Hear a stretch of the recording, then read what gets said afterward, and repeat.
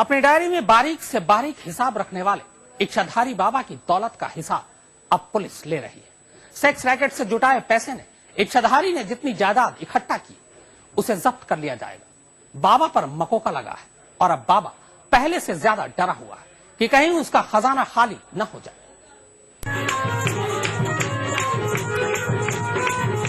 दिल्ली का इच्छाधारी बाबा ढोंग और ढकोसले की इस धुन पर अपने भक्तों के बीच खूब नाचा। लेकिन भीमानंद जी महाराज चित्रकूट वाले उर्फ राजीव रंजन द्विवेदी उर्फ शिव मूरत को अब नचाएगी पुलिस। अपनी डायरी में पाई पाई का हिसाब रखने वाले इस बाबा के खजाने का हिसाब लेने वाले हैं खाकी वर्दी वाले, और मकोका के तहत धंधे के पैसे से बनाई गई प्रॉपर्टी जब्त कर ली जाएगी। क्योंकि बहुत सारी तो कैश एंट्रीज हैं, अब इनकी कोई ऐसी चेक से तो पेमेंट कहीं से होती ही नहीं थी, और चेक से कोई आगे पेमेंट बहुत ज्यादा कोई ऐसी जाती भी नहीं थी। तो कैश एंट्री सिर्फ डायरी में पेन से हैं, तो उन चीजों को एस्टेब्लिश करना आगे कहाँ दी, खर्चे काफी ज्यादा हैं, इनके गाड़ियां मेंटेन करते हैं, वो सारी चीजें ऑर्गेनाइज क्राइम से ही आती हैं। पुलिस जानती है कि बाबा इतना भोला नहीं है। उसकी जिस प्रॉपर्टी के बारे में पुलिस अब तक पता लगा पाई है वो शायद असली कमाई का बहुत ही छोटा हिस्सा है, और उसमें भी पुलिस को साबित करना है कि इच्छाधारी की प्रॉपर्टी सेक्स रैकेट की कमाई है। दिल्ली के देवली रोड पर जवाहर नगर में इच्छाधारी का करोड़ों का आश्रम है।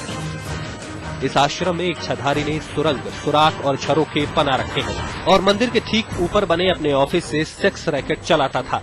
लेकिन पुलिस सूत्रों के मुताबिक इच्छाधारी ने मंदिर और आश्रम चंदे के पैसे से बनाया है, जिसे जब्त करना मुश्किल है।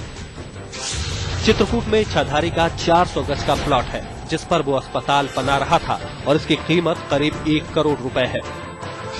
पुलिस का मानना है कि इच्छाधारी की ये प्रॉपर्टी जब्त की जा सकती है, क्योंकि उसकी काली कमाई में 10 करोड़ का हिसाब मिला है। दिल्ली में इच्छाधारी के आश्रम से 4 पासबुक भी मिले थे, लेकिन सारे खाते करीब करीब खाली हैं, जबकि इच्छाधारी की डायरी के मुताबिक उसके एक कॉल गर्ल की कीमत 5,000 से लेकर 2.5 लाख रुपए तक होती थी।